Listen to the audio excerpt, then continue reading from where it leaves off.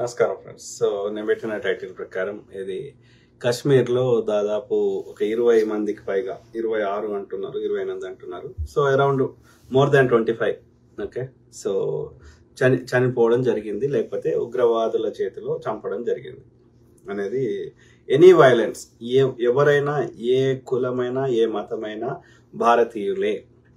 Simple. భారతీయులు కాకపోయినా సరే అక్రాస్ ద వరల్డ్ ఎవరిని చంపే హక్కు లేదు. సమస్యకి శాంతియుతంగా పరిష్కారం రాబట్టవచ్చు. ఓకే. సో ఎవరిని చంపినరు అది ఇన్వెస్టిగేషన్ జరగాలి, దోషులకు శిక్షలు పడాలి. ఎవరైనా సరే, ఏ కులమైనా ఏ మతమైనా ఏ జాతి అయినా ఏ దేశపోడైనా ఎవరైనా సరే. Okay. The culprits have to be punished. కానీ అది ఎంతవరకు నిష్పక్షపాతంగా విచారణ జరుగుతుంది, ఎంతవరకు దోషులకు శిక్షలు పడతాయి, మోడీ గారి ఈ బీజేపీ ఆర్ఎస్ఎస్ ఈ దుర్మార్గుల పాలనలో ఇప్పటివరకు ఎంతవరకు వాటికి శిక్షలు అనేది మనం గమనించాలి. కాంగ్రెస్ హయాంలో మాత్రం ఎలాంటి దాడి జరిగినా అది ఎవరు చేసినా నిష్పక్షపాతంగా విచారణ చేయడం జరిగింది, దోషులకు శిక్షలు వేయడం జరిగింది. అట్లనే ఇంకా అంతకు మించి ఉంటే విదేశాలు అయితే వాళ్ళ మీద కూడా కఠినమైన చర్యలు తీసుకున్నాం గతంలో. కానీ మోడీ గారు వచ్చిన తర్వాత బీజేపీ హయాంలో అప్పుడు వాజ్పేయి గారు ఉన్నప్పుడు కానీ ఇప్పుడు కానీ ఇప్పటివరకు ఎవరికి శిక్షలు పడలేదు, విచారణే జరగలేదు, శిక్షలు అనేది దొరికిబారు. కేవలం మనని ఎంతసేపు ప్రతి అంశాన్ని హిందూ ముస్లిం లెక్క చిత్రీకరించే ప్రయత్నం చేస్తాడు, కానీ దేశ రక్షణని కూడా నువ్వు పనంగా పెడుతున్నావు. అది దౌర్భాగ్యం. ఓకే. సో కాబట్టి ఈ కేసులో హిందువులు చనిపోయారు, ఇంకో కేసులో ముస్లిం చనిపోయారు, ఇంకో కేసులో క్రిస్టియన్ చనిపోయారు. ఎవరు చనిపోయినా మానవులే కదా. వాళ్ళ పర్సనల్ బిలీఫ్ సిస్టమ్ కి మనకు సంబంధం లేదు. Right. Every life is a life. Right. ప్రతి ఒక్కరి యొక్క వాల్యూ, ప్రతి లైఫ్ కి వాల్యూ ఉంది.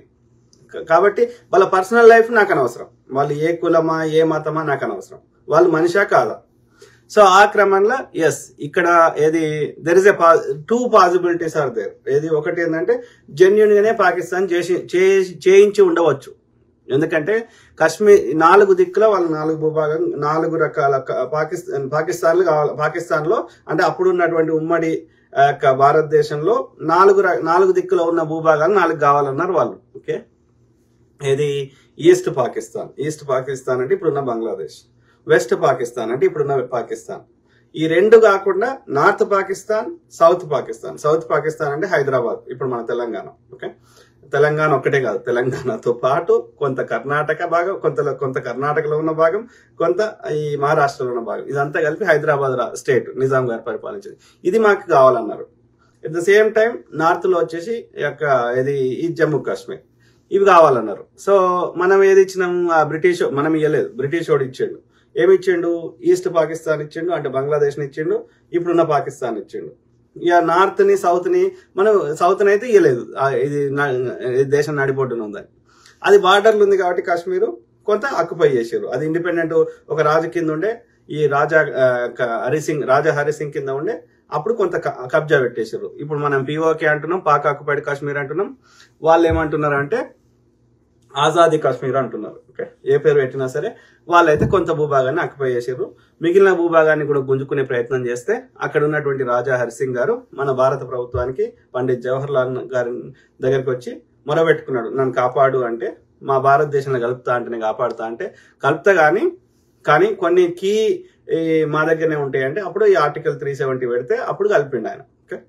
మొన్న మోడీ గారు ఆర్టికల్ 370 తీసేసారు, ఎందుకంటే ఎవరైనా అక్కడ భూమి కొనుక్కోవచ్చు అని. సో ఇది కాశ్మీర్ చరిత్ర. సో కాబట్టి డెఫినెట్లీ పాకిస్తాను ఈ బార్డర్ లో ఉంది కాబట్టి ఆ భూమి మనకు కావాలని వాళ్ళకి ఆశ ఉండొచ్చు. లేదు అంటే దాన్ని ఎట్లయితే బీజేపీలు హిందూ ముస్లిం అని ఎట్లయితే దాన్ని అంశాన్ని వాడుకుంటారో అట్లా వాళ్ళు కూడా కాశ్మీర్ వాడుకొని ఎన్నికలు గెలిచే ప్రయత్నం, వాళ్ళ ఫెయిల్యూర్స్ నుంచి, వాళ్ళ అడ్మినిస్ట్రేషన్ ఫెయిల్యూర్స్ నుంచి, అక్కడి ప్రజల వీళ్ళ ఫెయిల్యూర్స్ నుంచి మన దృష్టి మరల్చడానికి హిందువులను కొట్టి ముస్లింలను కొట్టి ప్రచారం చేస్తుండే కదా, అట్లా వాళ్ళు కాశ్మీర్ సమస్యను వాడుకుంటుండొచ్చు. మేము కాశ్మీర్ పట్టుకొని వస్తాము కాబట్టి మాకు ఓటేది అంటే ఈ మిగతా వాడు ధరలు పెంచినాయి, మిగతా వాడి ఫెయిల్యూర్స్, వాళ్ళ దోపిడీ చేసినాయి, అవన్నీ వాళ్ళు మర్చిపోతుండొచ్చు అక్కడ పాకిస్తానీ సోదరులు సోదరీమణులు. రైట్. సో కాబట్టి they might be using that for a political game. కానీ నేనేమంటున్నా, ఇట్స్ నాట్ పాసిబుల్. పాకిస్తాన్ దగ్గర ఉన్న భూభాగాన్ని మనము గుంజుకునే శక్తి లేదు, గుంజుకోలేము. ఎందుకంటే ఇప్పుడు అన్ని ఎవరు ఏ దేశ భూభాగాన్ని ఏటు కొంచెం తీసుకునే ప్రయత్నం చేసినా, అది చిన్న దేశమైనా పెద్ద దేశమైనా వరల్డ్ వార్ అయ్యే స్థాయికి ఇప్పుడు చేరినాయి. ఇప్పుడు రష్యా ఒక చిన్న భూమి గుంజుకుందామని ప్రయత్నం చేస్తే ఆ ఉక్రెయిన్ లో ఏమైతుంది? ఎందుకంటే ఈ ఉక్రెయిన్ లో పోయి ఉక్రెయిన్ నేటోల కింద జాయిన్ అయ్యి ఆ రష్యా పక్కకి వచ్చి వీళ్ళ యొక్క అణుబాంబులు పెడతా అంటే ఊకోడు కదా రష్యావాడు. సో అందుకని ఆ యొక్క ఇప్పుడు యుక్రెయిన్ యుద్ధం అవుతుంది, రైట్? సిమిలర్లీ ఇప్పుడు పాలస్తీనా గాజా స్ట్రిప్ ని ఇజ్రాయెల్ తీసుకునే ప్రయత్నం చేస్తుంటే అక్కడ యుద్ధం అవుతుంది. అంటే ఏమంటున్నా, పాకిస్తాన్ ఒకప్పుడు తీసుకోగలుగుతుండే, చైనా వాడు మన దగ్గర తీసుకోగలుగుతుండే, కానీ ఇప్పుడు చైనా వాడు వేరే దేశము భూమిని ఆక్యుపై చేసేస్తే అంటే పెద్ద దేశమైనా, బలమైన దేశమైనా, చిన్న దేశమైనా ఇంకో దేశం యొక్క భూభాగాన్ని ఆక్రమించే ప్రయత్నం చేస్తే వరల్డ్ వార్లు అవుతున్నాయి. ఎందుకంటే ఆ చిన్న దేశమైనా పెద్ద దేశమైనా దాని వెనకాల పెద్ద దేశాలు నడిపిస్తున్నాయి. ఎందుకంటే ప్రతి పెద్ద దేశము ఆ పెద్ద దేశం they want to become the super power అన్నప్పుడు ఏం చేస్తున్నారు, ఏ కారణాన్ని వాడుకొనైనా వాళ్ళు ద ఆపర్చునిటీని తన దిక్కు మలుపుకునే ప్రయత్నం చేస్తారు. ఇప్పుడు పాకిస్తాన్ ఉంది, పాకిస్తాన్ వెనకాల ఎవరున్నారు? చైనా ఉంది, రైట్? చైనాకి కావాల్సిన అన్ని సహాయ సహకారాలు వాళ్ళు అందిస్తున్నారు. ఎందుకంటే వాళ్ళకు ఈ భారతదేశంతో ఎప్పుడైనా థ్రెట్ ఉంది కాబట్టి చైనాని వాడుకుంటున్నాడు. ఇప్పుడు సేమ్ థింగ్, అమెరికా ఇంకో దేశం ఆక్యుపేయాలంటే దాని వెనకాల చైనా ఉంటుంది, చిన్న దేశం ఏం కావచ్చు. ఒకప్పుడు ఏ దేశమైనా లాక్కునే పరిస్థితి ఉండే, కానీ ఇప్పుడు లేదు. నేను చెప్పదలుచుకున్న సారాంశం. కాబట్టి నేను ఏమంటున్నా, భారతదేశంలో ఆ యొక్క మెజారిటీ కాశ్మీర్ భారతదేశంలో ఉంది. సో అది భారతదేశంతో ఉంటది. ఇక కొంత భూభాగం కాశ్మీర్ తోటి ఉంది, పాకిస్తాన్ తోటి ఉంది, అది పాకిస్తాన్ తోటి ఉంటుంది. కాబట్టి దీన్ని పర్మనెంట్ గా శాశ్వత పరిష్కారం నీ దగ్గర నువ్వే తీసుకోరనైనా, నా దగ్గర నేను ఉంచుకుంటా, ఇక మధ్యలో ఈ గొడవ వద్దు, ఇక డన్, ఇట్స్ ఓవర్ అన్న కామన్ సెన్స్ వాళ్ళకి ఎందుకు లేదు ఆ పాకిస్తాన్ వాళ్ళకి అనేది ఆలోచించాలి. ఆ దిశగా మోడీ గారు ఐక్యరాజ్య సమితిలో గాని, భద్రతా సమితిలో గాని ఇన్ని దేశాలు తిరుగుతాడు గాని ఒక్క దేశంతో ఒక డీల్ చేసుకురాడు. దీనికి ఈ సమస్యకి శాశ్వత పరిష్కారం చూపెట్టాలి. మరి ట్రంప్ నా దోస్త్ అంటాడు అన్నప్పుడు ట్రంప్ ను ఒప్పించాలి కదా.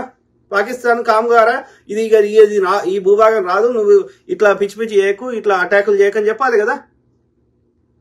సేమ్ థింగ్ ఇప్పుడు బంగ్లాదేశ్ ని పాకిస్తాన్ రెండు ముక్కలు చేసి బంగ్లాదేశ్ ని ఆ పాకిస్తాన్ లకి వెళ్ళి సపరేట్ చేసి దాన్ని సపరేట్ చేసినామని వాళ్ళు కోపం పెట్టుకున్నారు, ఇందిరాగాంధీ గారి మీద గానీ భారతదేశం మీద గానీ.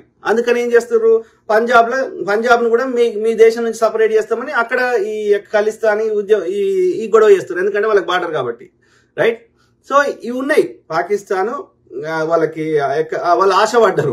ముస్లిమ్స్ ఎక్కడెక్కడైతే ఉండారో అప్పుడు, ఓకే, విభజన కాకముందు, దేశం రెండు ముక్కలు కాకముందు ఎక్కడెక్కడ ముస్లిం జనాభా ఎక్కువ ఉండేనో ఆ భూభాగాలు మాకు ఇచ్చేయమన్నారు. లేకపోతే ముస్లిం రాజులు పరిపాలించిన భూభాగాలు, అది కరెక్ట్ వర్డ్, ముస్లిం ఎక్కువ ఉన్నది కాదు, ముస్లిం రాజులు పరిపాలించిన భూభాగాలు మాకు ఇవ్వమన్నారు. ఇవ్వమంటే మనం ఇవ్వలేదు, ఓన్లీ రెండే ఇచ్చినాం.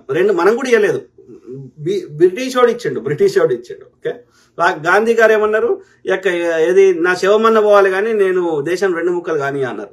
జిన్నా గారు మొండిపాటు పట్టిరు, దానికి అన్ని రకాల సహకరించింది బ్రిటిష్ వాడు. Okay, simple. ఎందుకంటే ఇక బలమైన దేశాలు ఉంటే ఎప్పుడైనా వాళ్ళకి థ్రెట్ కాబట్టి చిన్న చిన్న ముక్కలు వాడికి పగ పెట్టుకున్నాడు, వెళ్ళిపోమన్నామని పగ పెట్టుకొని అట్లా చేసాడు. సో అయితే ఇక్కడ ఏం చెప్తున్నా, yes there is a possibility Pakistan చేసి ఉంటది. ఓకే, కానీ ఇంకో డౌట్ ఏంటంటే పాకిస్తాన్ వెనకాల ఉండి వీళ్ళే చేయించిర్రా అని కూడా మనకు డౌట్ వస్తుంది. బీజేపీ ఎందుకు డౌట్ వస్తుంది, గతంలో చాలా చేసిర్రు, దొరికిర్రు. కానీ బీజేపీ హయాంలో ఎన్ని దాడులు జరిగినా ఒక్కదానికి విచారణ జరిగేది, దోషులకు శిక్షలు పడే. What is the indication of that? వీళ్ళు ఎప్పుడైతే ఆ దేశాలకు వేసి వస్తారో ఇమ్మీడియట్ గా దాడులు జరుగుతాయి. వాజ్పేయి గారు సంజౌతా ట్రైన్ పట్టుకొని పోయిండు. సంజౌతా అంటేనే దోస్తీ అని అర్థం, ఓకే, హిందీలో.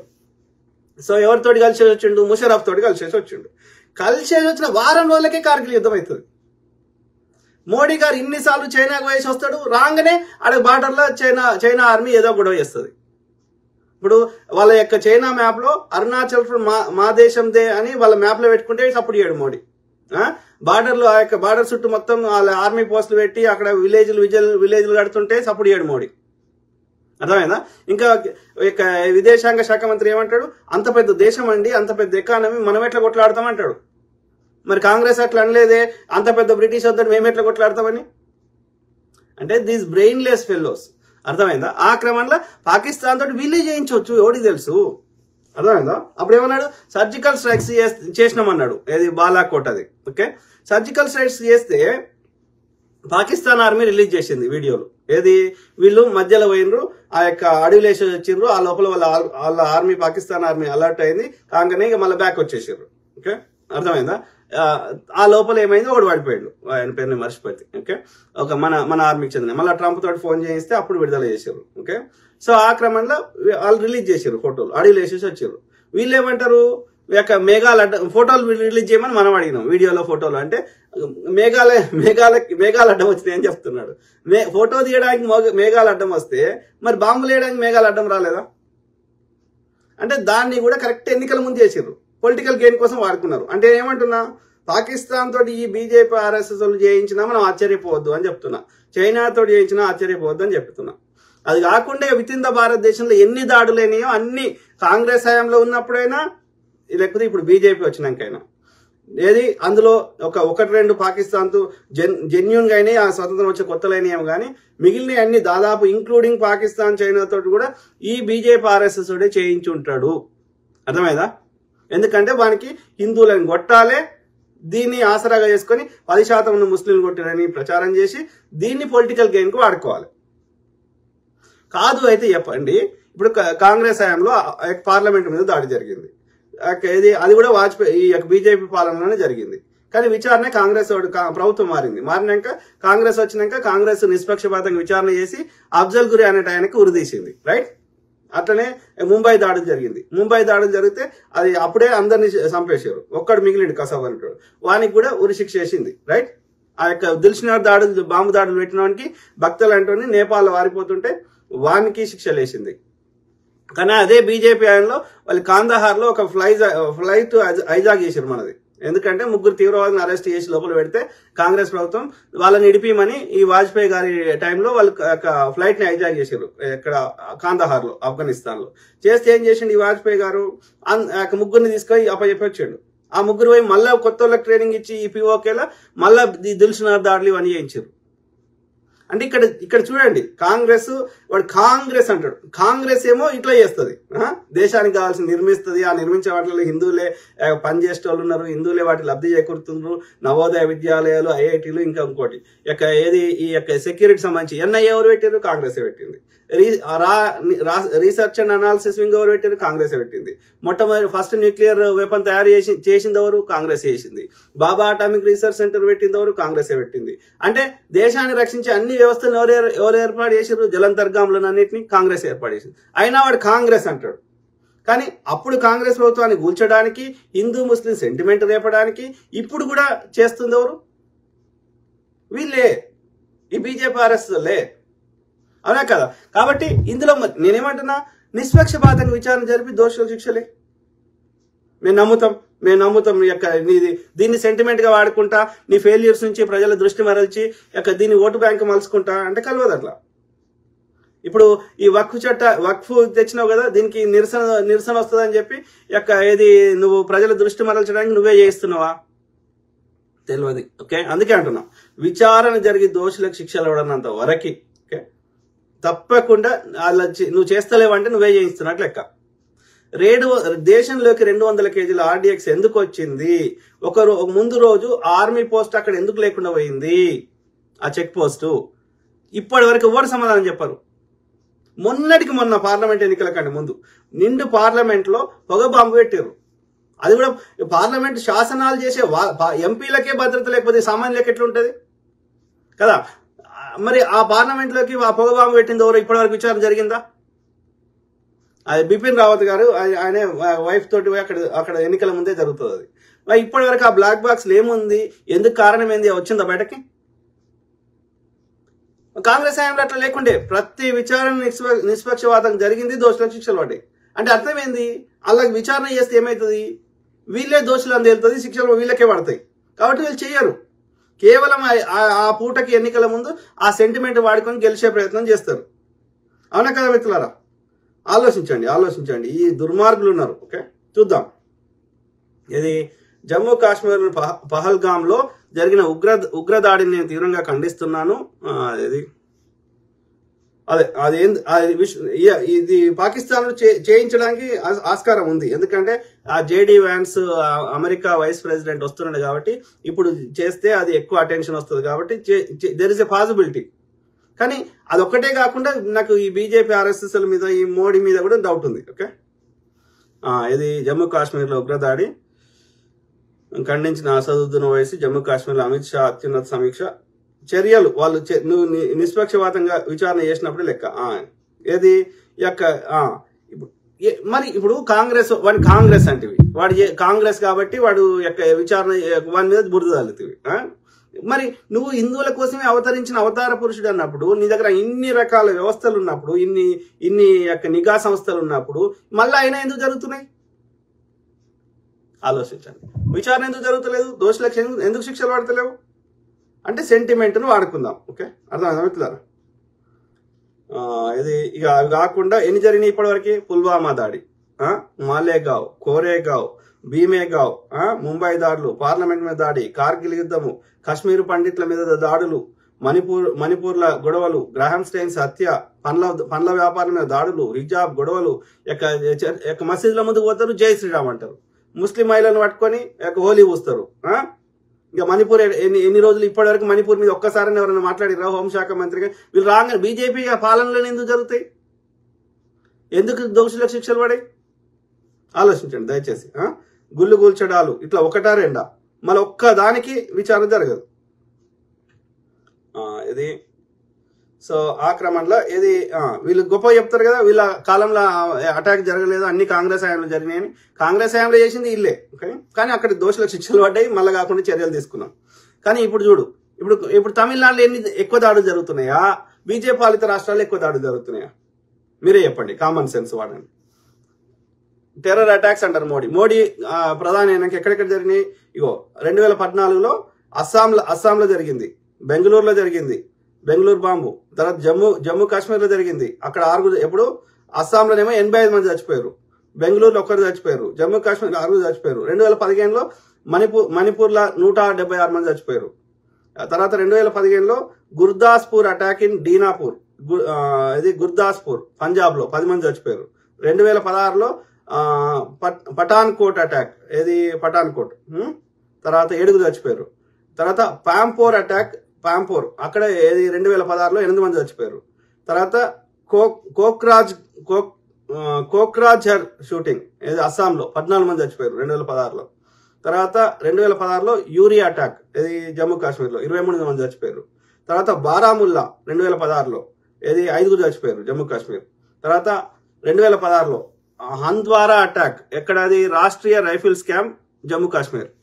తర్వాత ఎంతమంది కౌంట్ లేదు ఇక్కడ. సో తర్వాత 2016లో నగ్రోటా ఆర్మీ బేస్ జమ్మూ కాశ్మీర్ 10 మంది చచ్చిపోయారు. తర్వాత 2017లో Bhopal Ujjain passenger train bombing, ట్రైన్ల బాంబు పెట్టారు, ఓకే, మధ్యప్రదేశ్లో. తర్వాత 2017లో సుక్మా అటాక్, సుక్మా డిస్ట్రిక్ట్ ఛత్తీస్గఢ్ 26 మంది చచ్చిపోయారు.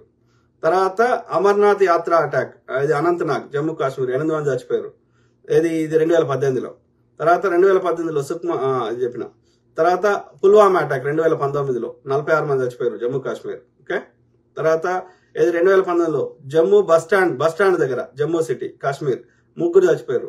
2019లో దంతేవాడ ఛత్తీస్గఢ్ 5 చచ్చిపోయారు. తర్వాత ఏది జమ్మూ కాశ్మీర్లో కిస్టావర్లో జమ్మూ కాశ్మీర్లో 2019లో 2 చచ్చిపోయారు. తర్వాత గడ్చిరోలి నక్సల్ బాంబింగ్ మహారాష్ట్ర, ఇది దక్కన్ ప్లాటో 16 మంది చచ్చిపోయారు. తర్వాత కశ్మీర్ అటాక్, ఇది అవంతిపుర 2019లో 6 చచ్చిపోయారు.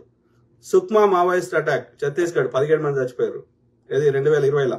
21లో సుక్మా బీజాపూర్ అటాక్, సుక్మా డిస్ట్రిక్ట్ ఛత్తీస్గఢ్ లో 22 + 9 అంటే 31 మంది చచ్చిపోయారు. 2023లో ఇలాతూర్ ట్రైన్ ఆర్సన్ బాంబు, ఇక్కడ కోజికోడ్ కేరళలో 3 చచ్చిపోయారు. తర్వాత పూంచ్ రాజౌరి జమ్మూ కాశ్మీర్ 5 చచ్చిపోయారు 2023లో. దంతేవాడ బాంబు, ఇది 11 మంది చచ్చిపోయారు ఎప్పుడు 2023లో. జైపూర్ ఎక్స్ప్రెస్ 2023లో మహారాష్ట్రలో, ఇది పాల్ఘర్ 3 చచ్చిపోయారు.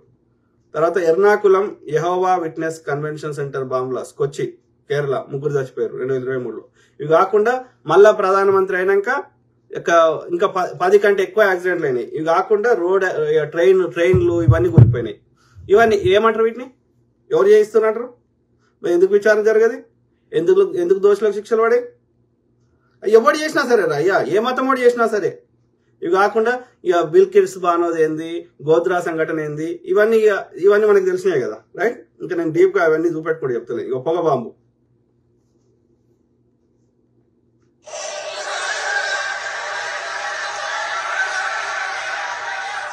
మరి ఇప్పటివరకు ఎవరికొకరు ఎందుకు శిక్షలు పడలేదు చెప్పండి కదా? అంటే ఇది వాళ్ళ ఫెయిల్యూర్స్ నుంచి ప్రజల దృష్టి మరల్చడానికి ఇక వీళ్ళే చేయిస్తారు, మళ్ళీ వాళ్ళ యొక్క వేరే వాళ్ళని చూపెడతారు. ఇక చూడండి, హోంశాఖ మంత్రి చెప్తున్నాడు.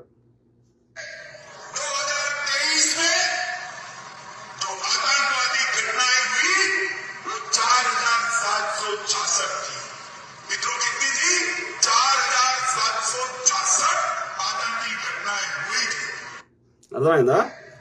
4766 అదే ఉగ్రవాద సంఘటనలు 2023లో జరిగినాయని హోంశాఖ మంత్రి చెప్తున్నాడు. మరి ఏం బిక్తున్నారు వీళ్ళు? గడి బిక్తురా? ఆలోచించారు. ఓకే, ఈమెనేమో ఆ యొక్క IPS అధికారి సంజీవ్ భట్ కూతురు. Tying Narendra Modi directly to the orchestration of the 2002 riots, the assassination of Harin Pandya, who was then the Home Minister of the state of Gujarat, as well as numerous extrajudicial killings that happened in Gujarat in the name of protecting Narendra Modi at that point in time. అర్థమైందా? ఆమె ఏం చెప్తుందంటే, గోద్రా సంఘటన చేయించారని వాళ్ళ డాడీని తప్పుడు కేసులో పెట్టి 20 ఏళ్ళు 30 ఏళ్ళ నుంచి జైల్లో పెట్టారు. ఓకే, అది కాకుండా ఆ గోద్రా సంఘటన సంబంధించి ఎవరు సాక్షులున్నా అందరిని చంపేశారు. అక్కడ హోంశాఖ మంత్రి ఉండే హీరోయిన్ పాండ్యా, ఆయన కూడా చంపేశారు. అంటే ఎవరు చేయించారు? That you regret the killings that happened? Why can't you say that maybe the government should have done more to protect them? What I have to say, I have said at that time. And you can find out my statements. Just say it again. पानी uncle जी पानी पिला दीजिए, मेरा गला सूख रहा है. इनका हिंदुस्तान के प्रधानमंत्री के साथ क्या रिश्ता है? कैसा रिश्ता है?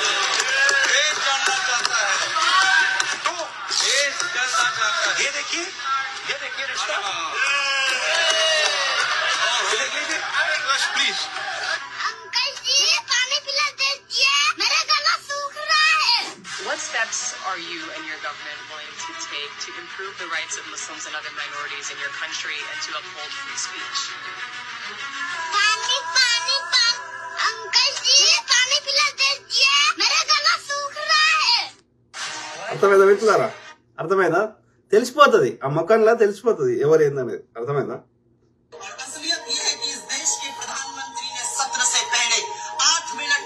సో ఇది మణిపూర్ లో విజయపూర్ రాగానే ఎందుకు వస్తాయి? ఎందుకు అటాక్లు అయితే? ఎవరు పెట్టిన మణిపూర్ లో మంటలు? ఆలోచించారు. The bulldozing of Muslim homes, it marks a moment in time where you're seeing a transition from a sort of fragile, flawed democracy, transitioning pretty openly. So basically ఏం చెప్తుంది అక్కడ?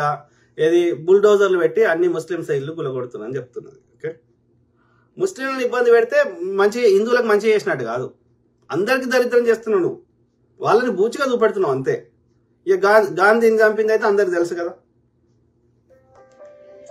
అది ఢిల్లీ 1948 జనవరి 30 శుక్రవారం రోజులాగానే ఆ రోజు సో అది ఎవరు చంపినరు? వీళ్ళే. అది మనకు తెలిసినదే కదా. ఇక రైతులు ఏమంటారు నిరసన తెలపనియలేదు. రైతులకు ఎన్ని సువ్వలు పెట్టిడో చూడు. भारत लोकतंत्र की जननी है, मदर ऑफ डेमोक्रेसी है. हम अपने लोकतांत्रिक आदर्शों को सर्वोपरि मानते हैं, अपने संविधान को सर्वोपरि मानते हैं. इसलिए यह वही दिन है, भारत के इतिहास का काला दौर था. लाखों लोगों ने पूरी ताकत से विरोध किया था. लोकतंत्र के समर्थकों पर उस दौरान సో బేసికల్ గా కనీసం నిరసన తెలపనియలేదు రైతులని. ఓకే, వాళ్ళ యొక్క ఇది మద్దతు ధర పెంచమని అడిగితే. Let me tell you the facts. CRPF people asked for aircraft to ferry their people because इतना बड़ा कॉन्वॉय कभी रोड से नहीं जाता। आपसे पूछा था? आपसे ये मेरे से नहीं, जो जिससे कंसर्न थे होम मिनिस्ट्री से पूछा, राजनाथ जी के यहाँ। They refuse to give. अगर मेरे से पूछते तो मैं एयरक्राफ्ट देता उनको, कैसे भी देता। 5 एयरक्राफ्ट की जरूरत थी सिर्फ, उनको एयरक्राफ्ट नहीं दिया गया। ये अब इम्पोर्टेंट चीज कह रहे हैं, होम मिनिस्ट्री से इजाजत मांगी एयरक्राफ्ट के लिए and home ministry refuse to give. Yes, and I told it to the prime minister same evening कि ये हमारी गलती से हुआ है, अगर हम एयरक्राफ्ट दे देते तो ये नहीं होता। तो उन्होंने मुझे कहा तुम अभी चुप रहो।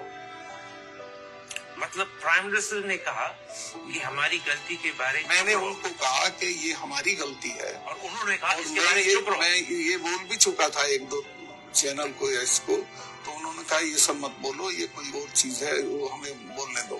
ठीक है, this is again very important. जब आपने प्रधानमंत्री साहब को उसी रात कहा था कि हमारी गलती के कारण हुआ है, कि इन्होंने एयरक्राफ्ट मांगे थे, आपकी होम मिनिस्ट्री ने इजाजत नहीं दी, और प्राइम मिनिस्टर कहा इसके बारे में चुप रहो। In other words, don't let people know we made a mistake. Doval ने भी मुझे कहा ये मत बोलिए, आप चुप रहिए। किसने कहा आपको? डोभाल ने, अजय डोभाल। उन्होंने भी कहा? वो मेरे क्लास फेलो रहे हैं, तो मेरे से कुछ भी बात कर सकते थे, और उनका सवाल भाई ये मत कहो। So what you're saying? मुझे लग गया था, मैं आपसे शेयर कर सकता हूँ, मुझे लग गया था कि अब ये सारा ऑनर्स पाकिस्तान की तरफ जाना है, तो चुप रहिए। मतलब ये एक तरह की सरकार की चालू पॉलिसी थी कि blame Pakistan, exactly, and we will get credit, yes, and it will help our election. Exactly. అర్థమైందా? ఇట్లా ఆయన సత్యపాల్ మాలిక్ అని బీజేపీ వాళ్ళు నియమించిన వాడే. ఓకే, కాకపోతే ఇంతో అంత ఆయన లోపల దేశభక్తి ఉంది కాబట్టి ఆయన బయటకు వచ్చి చెప్పిండు. ఓకే, ఎవరు అట్లా చెప్తే వాళ్ళని ఇబ్బంది పెట్టుడు, లేపేసుడే వీళ్ళది. ఓకే, ఏమంటున్నాడు, నేను వీళ్ళకి థ్రెట్ ఉన్నది కాబట్టి ఆర్మీ హెలికాప్టర్స్ ని మనం ఇద్దాము అని అంటే నువ్వు నోరు మూసుకో అని చెప్పిండంట.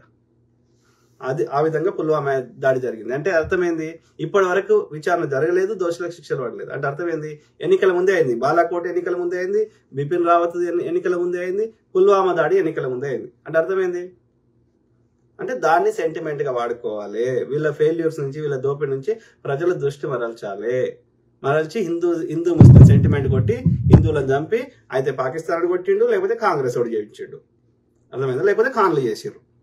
ఇది ఈ సెంటిమెంట్ వాడుకొని వీళ్ళ ఫెయిల్యూర్స్ నుంచి మరల్చి మళ్ళీ గెలవాలి, మళ్ళీ గెలిచి మళ్ళీ దోసుకోవాలి, మళ్ళీ ఎన్నికల ముందు మళ్ళీ సేమ్ చేయాలి. దారుణం. ఓకే, చూడండి, ఇక్కడ రైతులు ఉద్యమం చేస్తుంటే వాళ్ళ మీద యొక్క బాష్ప గోళాలతోటి వాళ్ళని దాడి చేసిండు. అలా ఒక అతనికి బాగా తీవ్ర గాయమైంది, రక్తం కారుతుంది. ఓకే,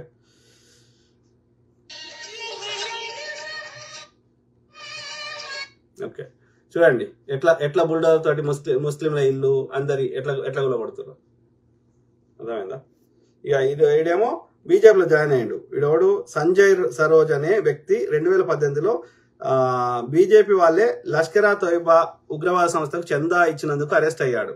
ఇదే వ్యక్తి 2024లో బీజేపీలో చేరి ఎన్నికలలో ఎంపీ టికెట్ ఎలా పొందుతాడు? సంజయ్ సరోజ్ వీని పేరు. ఓకే, 2018లో లష్కరే తోయిబా అనే ఉగ్రవాద సంస్థకు చందా ఇచ్చిండని అరెస్ట్ అయ్యిండు. వానికి ఎంపీ టికెట్ ఇచ్చిండు వీళ్ళు. గాలి జనార్దన్ రెడ్డి ఎన్ని వేల కోట్లు దోసుకున్నాడని సిబిఐ కేసుకుని ఆయనని ఇలా జాయిన్ చేసుకున్నాడు బీజేపీలో.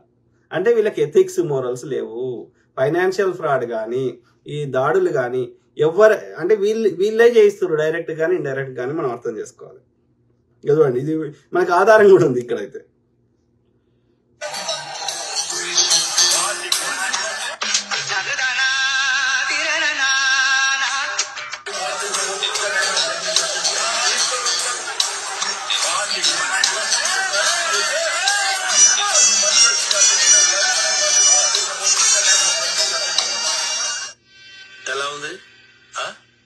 ఎలా ఉంది? సో బేసికల్ గా ఇది రాళ్ళు వేయించిండు. మసీద్ ముందరికి వెళ్ళి పోతుంటే వాళ్ళు రాముని యాత్ర పోతుంటే రాళ్ళు వేయించి ముస్లింలు చేసిరని ప్రచారం చేయాలి.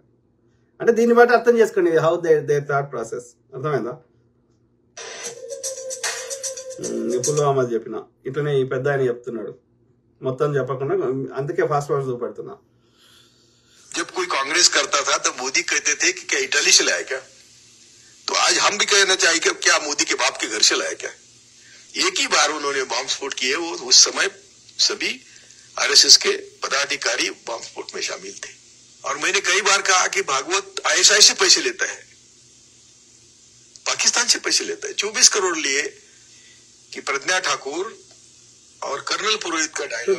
దాన్ని బట్టి ఏమర్థమవుతుంది, పాకిస్తాన్ తరఫున వీళ్ళే చేస్తున్న దాడులను మనం గమనించాలి. పెద్ద ఆయన అనుభవంతో ఆయన చేసిన ఇన్వెస్టిగేషన్ బట్టి చెప్తున్నాడు. ఇట్లాంటివన్నీ రాకుండా ఆ పుస్తకాలు గాలబెట్టుడు, బ్యాన్ చేసుడు, వాళ్ళ ఆ యొక్క సంబంధిత వ్యక్తులను చంపేసుడు. प्रज्ञा ठाकुर आदमी देंगी और कर्नल पुरोहित आरडीएक्स देगा और हम सब मुस्लिम बस्ती में बम स्फोट करेंगे. इनको ना देश का भला करना है. मैं तो कहता हूं कि सही मायने में ये लोग देशद्रोही है. जो भी देश में दंगे होते हैं, बम स्फोट होते हैं, 18 बम स्फोट करवाए, फायदा किसको हुआ? नाम तो मुस्लिमों को लिया.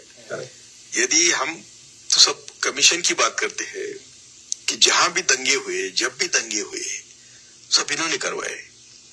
बाबरी मस्जिद गिराई, फायदा किसको हुआ?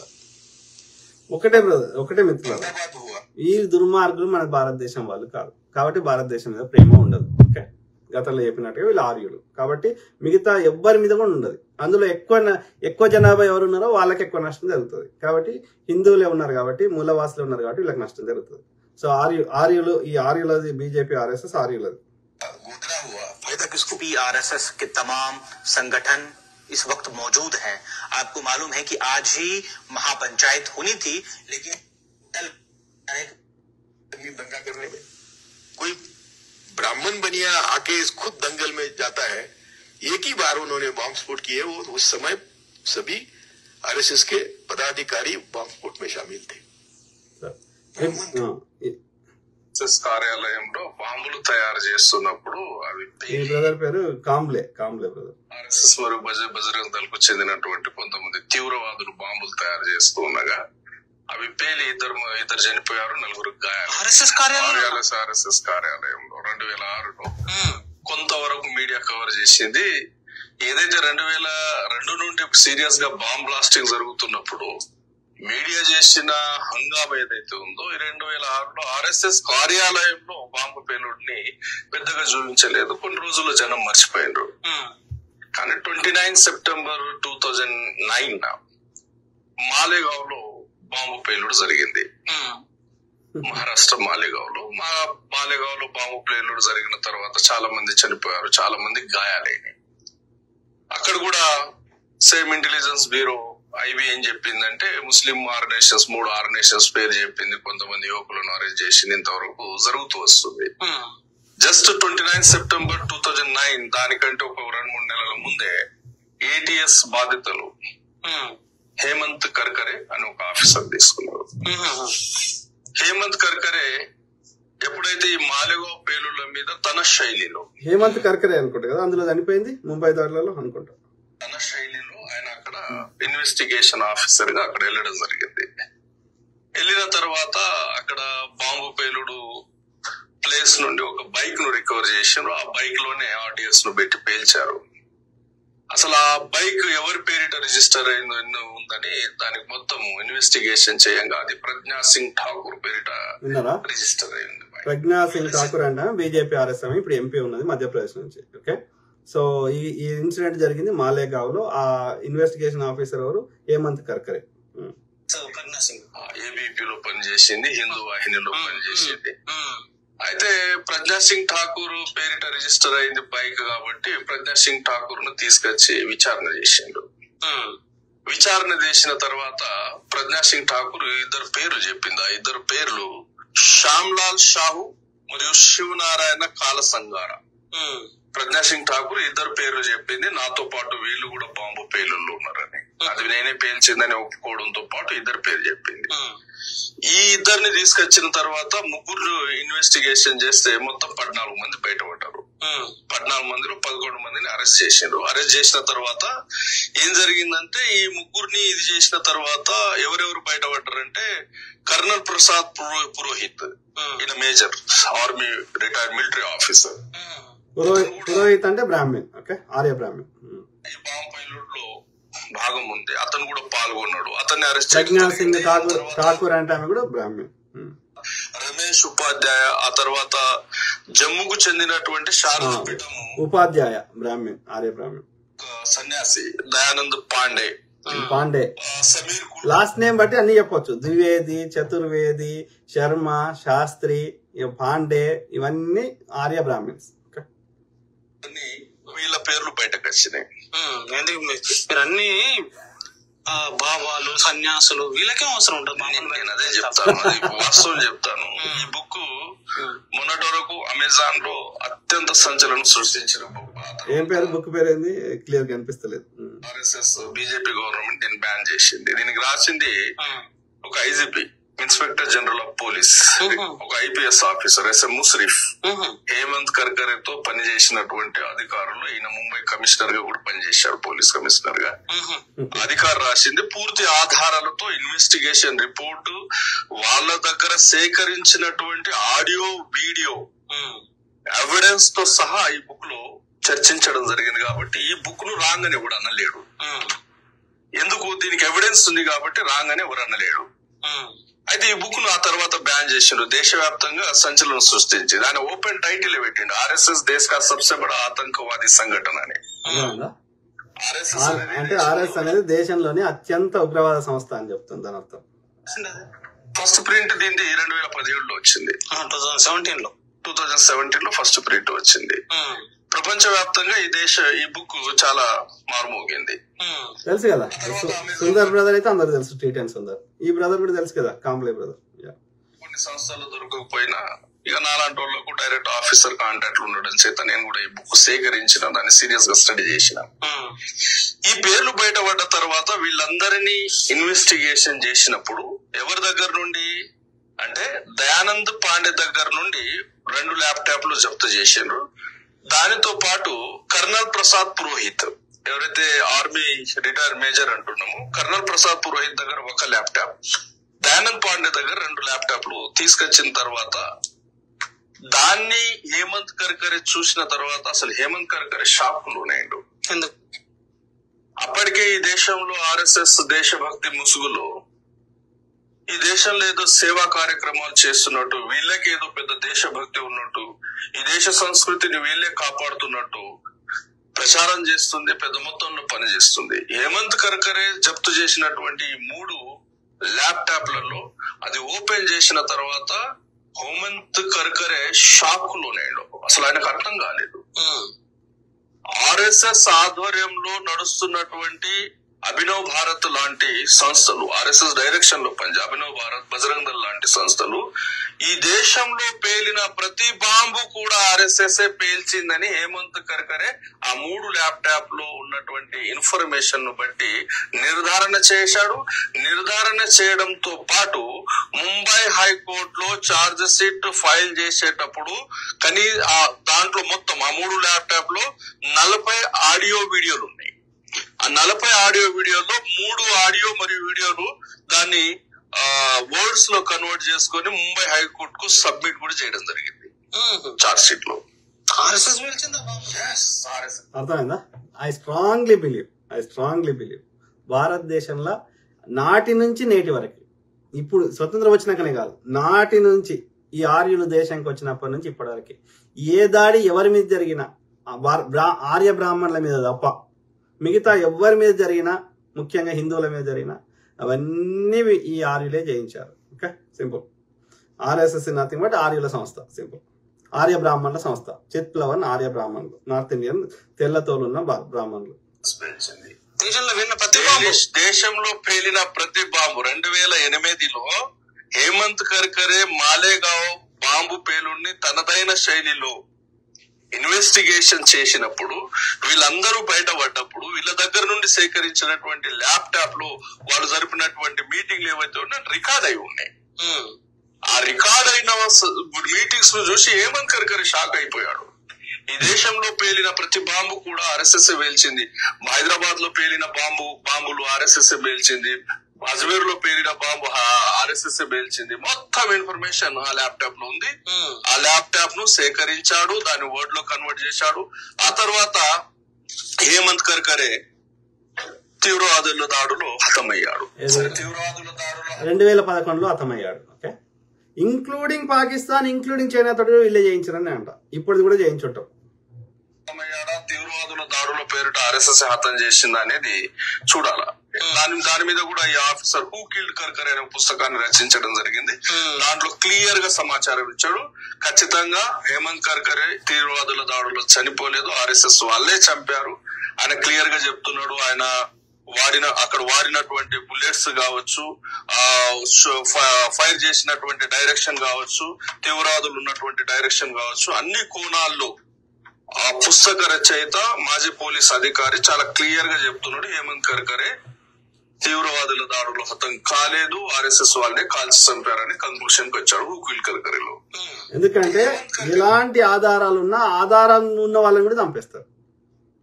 గుడ్ ఎగ్జాంపుల్ గోద్రాలో హోంశాఖ మంత్రి హిరేన్ పాండ్యా. ఆయనేమో ముస్లిం కాదు, ఆయనేమో పాకిస్తానోడు కాదు, చైనోడు కాదు. ఆయన జన్యున్ ఒక భారత సంతతికి చెందిన వ్యక్తి. దట్ టు బి అతను ఒక బ్రాహ్మణ అధికారి. కులం ప్రస్తావన చేయకూడదు. మేమెప్పుడు యాక్టివిస్టులు మాట్లాడేటప్పుడు బ్రాహ్మణ అనే పేరు వాడతాం. మా పోరాటం బ్రాహ్మణవాదంతో, బ్రాహ్మణులతో కాదు. అందరు చెడ్డ వాళ్ళు అన్నట్లేదు. వాదం చెడ్డది, వాదంతో పోరాటం చేస్తున్నాం. ఆ వాదం చెడ్డ కార్యాలయం అంటే we are fighting with the Brahman ideology, the Brahman supremacy ideology. Okay, so బ్రాహ్మణులు కూడా 1-2% మంచి వాళ్ళు ఉండొచ్చు, వాళ్ళ గురించి మేము మాట్లాడతలేం. కరెక్ట్. సో అయితే ఇక్కడ ఓవరాల్ ఆ బ్రదర్ చెప్పిన, కాంబ్లే బ్రదర్ చెప్పిన దానిలో మనం గమనించాల్సింది ఏంటంటే భారతదేశంలో జరిగిన ఇంక్లూడింగ్ చైనా, పాకిస్తాన్ తోటి చేయిస్తుంది ఈ దుర్మార్గులు, ఈ ఆర్యులే. ఓకే, సో ఈ నిజమైన దేశభక్తులకి తట్టుకోలేకపోతున్నాం. అది హిందూ కావచ్చు, ముస్లిం కావచ్చు, క్రిస్టియన్ కావచ్చు. Arya is not Hindu. Simple. ఇంకో పోలీస్ అధికారి చెప్తుంది, విందాం. बिल्किस बानो का गैंग रेप, ये सब पता 2000 के आसपास उसकी बेटी को मार दिया गया, 7 शायद और लोगों को मार दिया गया, उसकी फैमिली के 14 लोगों को. So gang rape with mass murder. इस केस को गुजरात में चला नहीं पाई सरकार, वहाँ एटमॉस्फेयर खराब था, महाराष्ट्र में चलाया गया. इसमें 11 लोगों को आजीवन कारावास हुई. पिछले साल ये सुनने में आया उनको माफ कर दिया गया, जितनी सजा भुगती उनको छोड़ दिया गया. 2 आरोपी बाहर निकल रहे हैं जेल से, तो उनको हार पहनाए जा रहे हैं. सारे देश में लोगों को बड़ा आक्रोश आया. Gang rape and mass murder और को तो हार पहनाया जा रहा है. PI फाइल किया और भी 2 PIs फाइल हुई. अब ये केस सुप्रीम कोर्ट में आया. वो 11 लोगों ने, इतने पावरफुल एडवोकेट्स, कोर्ट ने कहा कि वो 11 को जो रिमिशन दिया गया वो गलत है.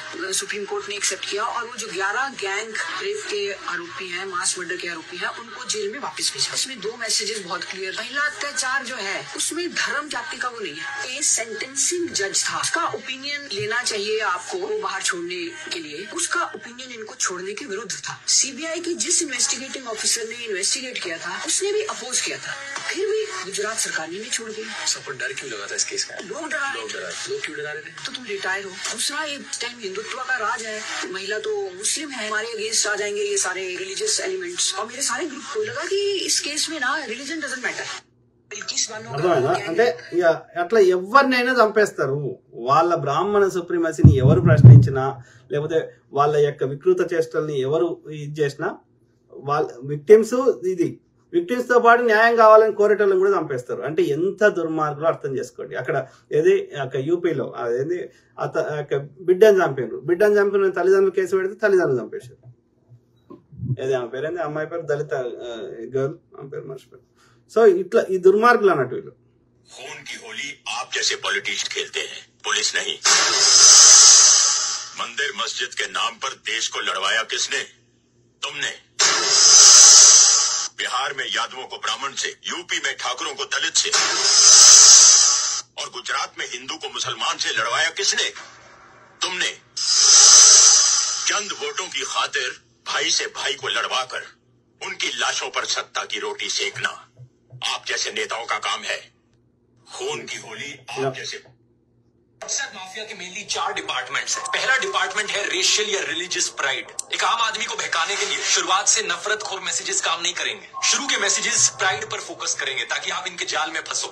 ये देखो हम हिंदू कितने महान लोग थे, हम सब कुछ जानते थे, हमारा इतिहास दुनिया का सबसे महान इतिहास है और हमारा कल्चर दुनिया का सबसे बेस्ट कल्चर है। डिपार्टमेंट नंबर 2 विक्टिमाइजेशन और सेल्फ पिटी। एक बार आपको गर्व और अहंकार के इमोशन से नहला दिया गया तो उसके बाद आपको विक्टिम बनाया जाता है। ऐसे मैसेजेस आपके पास आते हैं जो बताते हैं कि कैसे सदियों से हम हिंदुओं पर अत्याचार हो रहा है। ये देखो हम कितने बड़े विक्टिम हैं, हजारों सालों से इन लोगों ने हमें कभी उठने नहीं दिया ऊपर। एक बार आप इस पे विश्वास करने लग गए కరెక్ట్ కాకపోతే ఎవరు చేసిండ్రు, ఎవరు ఆర్యులు చేస్తున్నారు మమ్మల్ని హిందూ మూలవాసులని అనార్యులని. Department number 3 you are in danger. आप पर ना सिर्फ सदियों से अत्याचार हो रहे हैं बल्कि आप आज अभी भी खतरे में हो। हर हफ्ते हर दिन आप पर झूठे मैसेजेस की बौछार करी जाती है। ये देखो ये आपके घरों के अंदर आपको मार देंगे, ये देखो वहां पर क्या हुआ, ये देखो वहां पर कैसे साधुओं को मार दिया, आपके साथ भी हो सकता है किसी दिन। और कौन है ये लोग जो आपके पीछे पड़े हैं? ये मुस्लिम्स हैं, क्रिश्चियंस है, खालिस्तानी है और जो आदमी एंटी बीजेपी है वो सब इनके साथ मिले हुए हैं। कांग्रेस, आम आदमी पार्टी, सारी ऑपोजिशन पार्टी, इंटरनेशनल एजेंसी सब आपके खिलाफ है। आप खतरे में हो और जब ये डर आपके अंदर भर दिया जाएगा, इस डर को बचाने के लिए आएगा डिपार्टमेंट नंबर 4 मोदी की कल्ट ऑफ पर्सनैलिटी। कौन आपको बचाएगा? मोदी जी आपको आकर बचाएंगे। मोदी जी हमारे लॉर्ड एंड सेवियर है। व्हाट्सएप मैसेजेस पर आपको एहसास दिलाया जाएगा कि मोदी कोई इंसान नहीं, वो तो कृष्ण के अवतार है, राम के अवतार है। అర్థమైందా how the things work? Okay, yes నేను అంటున్నా, ఎస్ ఏది ఆర్యులతోటి అందరికీ డేంజరే ఉంది. ముస్లిమ్స్, క్రిస్టియన్స్, యూదులు, లేకపోతే బుద్ధిస్టులు, జైనులు, సిక్కులు, అట్లనే అందరికంటే ఎక్కువ థ్రెట్ ఉన్నది హిందువులకి, అనార్యులకి, మూలవాసులకి, రాక్షసులకి, అసురులకి. ఓకే, కాబట్టి ఆర్యులని వాళ్ళ దేశానికి పంపించాల్సిందే, వెళ్ళగొట్టాలి. వీడు ఏం చేసినావురా, నీకు ఎందుకు ఓటేయాలి అడిగితే ఏం చెప్తుండదు చూడు ఈ బీజేపీ.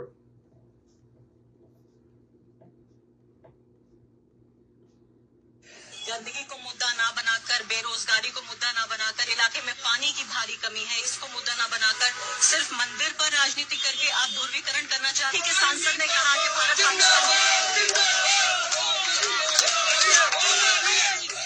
మనకి ఎందుకు ఓటేయాలి, మందిరం పేరు చెప్పి రాజకీయం చేస్తున్నాం అంటే జై శ్రీరామ్ జై శ్రీరామ్ అనుకుంటూ పోతున్నాడు. ఇది దుర్మార్గులు. సో ఇది జమ్మూ కాశ్మీర్ ఏమని స్టేట్మెంట్ ఇచ్చాడు మోడీ, జమ్మూ కాశ్మీర్లోని పహల్గామ్లో జరిగిన ఉగ్రదాడిని నేను తీవ్రంగా ఖండిస్తున్నాను. తమ ప్రియతములను కోల్పోయిన వారికి నా సంతాపం వ్యక్తం చేస్తున్నాను. క్షతగాత్రులు వీలైనంత త్వరగా కోరుకోవాలని ప్రార్థిస్తున్నాను. ఈ ఘటన వెనుక ఉన్న వారిని కఠినంగా శిక్షిస్తాము, వారిని వదిలిపెట్టాను నరేంద్ర మోడీ ప్రధానమంత్రి. ఫస్ట్ ఆఫ్ ఆల్ నువ్వు సౌదీ అరేబియాలో ఎందుకు పోతున్నావు, ఇన్ని దేశాలు ఎందుకు తిరుగుతున్నావు, ఏ దేశంతో ఏం డీల్ చేసుకొచ్చినావు, ఫస్ట్ థింగ్ డబ్బులను వేస్ట్ చేస్తున్నావు, టైం వేస్ట్ చేస్తున్నావు. మళ్ళీ మా మోడీ 18 గంటలు పనిచేయడం 24 గంటలు పనిచేస్తున్నా అంటున్నారు, రైట్? సో ఎప్పుడు చూసినా విదేశాలు ఉంటాడు. తర్వాత మరి ఇప్పుడు ఈ స్టేట్మెంట్ ఇచ్చిండు కదా, ఎన్ని రోజులలో మనకి ఈ దీనికి సంబంధించి దోషులకు శిక్షలు వేస్తాడు, ఆధారాలు పబ్లిక్ లో పెడతాడు, ఇన్వెస్టిగేషన్ ఎన్ని రోజులు అవుతుంది? ఇక ఆనే కాదు, అది ఎన్నడికి కాదు. ఆలోచించండి మిత్రులారా. ఇది చూడండి ఎట్లా చేస్తారు ఆర్ఎస్ఎల్. दोस्तों एक वीडियो बहुत ज्यादा वायरल हो रहा है, इसको देखिए।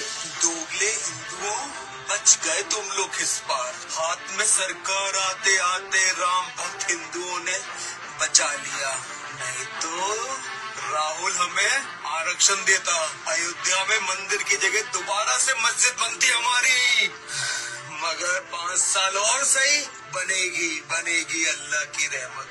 आपको पता है इसका नाम क्या है? అర్థమైందా? ఆయన చూస్తే ఎట్లున్నాడు, అచ్చం ముస్లిం లెక్క లేడు, మీసాలు, ఈ టోపీ, కాటక, రైట్, ఆ ఎక్స్ప్రెషన్స్, రైట్. जो इस तरीके की वीडियो फैला रहा है जिससे कि समाज के अंदर नफरत बढ़े, जो इन अंधभक्तों का अक्सर काम हुआ ही करता है। इसके चैनल पर व्यूज नहीं आते तो ये इसने सोचा हिंदू मुस्लिम कर लेते हैं। अभी से कुछ दिन पहले अब की बार 400 पार की वीडियो बना रहा था, जो कि इनकी 300 पार भी नहीं कर पाए। मोदी सरकार 400 पार, इससे पहले कि ये वीडियो और अंधभक्तों तक पहुंच जाए, वो अपने अंधभक्त सर्कल व्हाट्सएप यूनिवर्सिटी में इसको शेयर करें। आप इसको पहले ही अंधभक्तों तक पहुंचा दीजिए, जिससे कि नफरत फैलने से पहले ही उनका झूठ जो है वो एक्सपोज हो जाए। दोस्तों एक वीडियो बहुत అర్థమైందా? వాడు హిందువే, మన పేరు హరి రాఘవ్ అని ఉన్నాడు. ఓకే, వాడు అట్లా ముస్లిం లెక్క వేషం వేసుకొని రెచ్చగొడుతున్నాడు. ఎవరైనా చూస్తే ఏమనుకుంటారు, నిజంగా ముస్లింలు చేస్తారని. ఇలా ఇది ఇక మనకి మోడీ ఉంటేనే రక్షణ ఉంటుందని చెప్పి హిందువులందరూ వీళ్ళకేయాలి. వీడు ఎన్ని దోసుకుని అన్ని మర్చిపోవాలి, ఎన్ని ప్రభుత్వ రంగ సంస్థలు అమ్మిని మర్చిపోవాలి. కాంగ్రెస్ వాడు 9 రూపాయలు పెట్రోల్ మీద ట్యాక్స్ తీసుకుంటే వీడు 33 రూపాయలు చేసిండు. కాంగ్రెస్ వాడు 3 రూపాయలు 50 పైసలు డీజిల్ మీద ట్యాక్స్ తీసుకుంటే వీడు 33 రూపాయలు చేసిండు. 10 రెట్లు పెంచాడు. అప్పుడు ఇంటర్నేషనల్ బ్యారెల్ రేట్ $100 ఉన్నా మనకి 70 రూపాయలకు పెట్రోల్ వచ్చింది. ఇప్పుడు $70 ఇంటర్నేషనల్ బ్యారెల్ రేట్ ఉన్నా మనకి 100 దాటుతున్నది. అర్థమైందా? అంటే ఎవరి నిజాయితీ ఏందో మనం గమనించాలి.